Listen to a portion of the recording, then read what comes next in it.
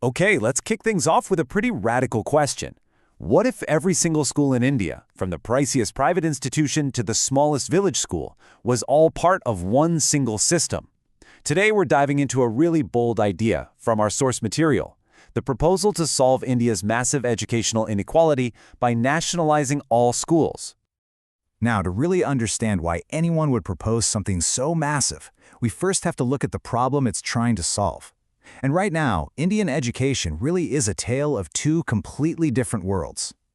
So on one side, you have what we can call the luxury. These are your private and convent schools. We're talking incredibly high fees, a big focus on expensive gadgets, and as the source points out, many of them even find ways around the Right to Education Act. Basically, top-tier education becomes something only the wealthy can buy. And then there's the struggle. This covers government schools that often don't have basic facilities, and some madrasas where key subjects like science and math just aren't on the curriculum. This leaves students completely unprepared for the modern world. So, how in the world do you bridge a gap that wide? Well, the source we're looking at puts forward one huge, all-encompassing answer: nationalization. Okay, but what does that actually mean?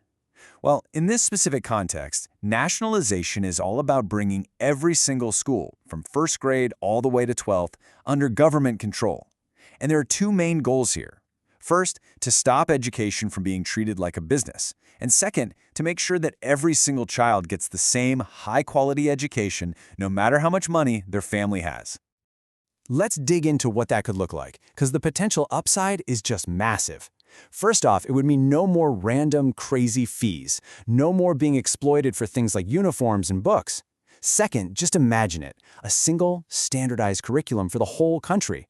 That would put every student on a truly level playing field.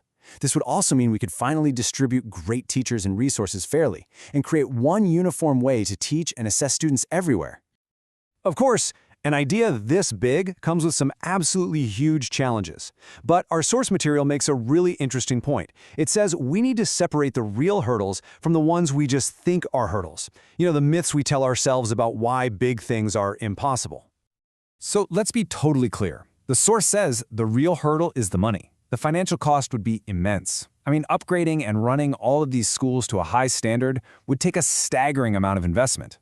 But it argues that the other big challenge, the idea that a giant government system would just collapse under its own weight and inefficiency, is actually a myth, and it uses a really powerful example to prove it. In that example is something millions and millions of Indians depend on every single day: the Indian railways. Just to wrap your head around the scale here, look at this number, 2.4 crore. That is 24 million passengers. That's how many people the Indian Railways manages to transport and coordinate every single day. It is one of the biggest, most complex logistical operations on the entire planet. And this is where the comparison gets really powerful. You see the parallels, right?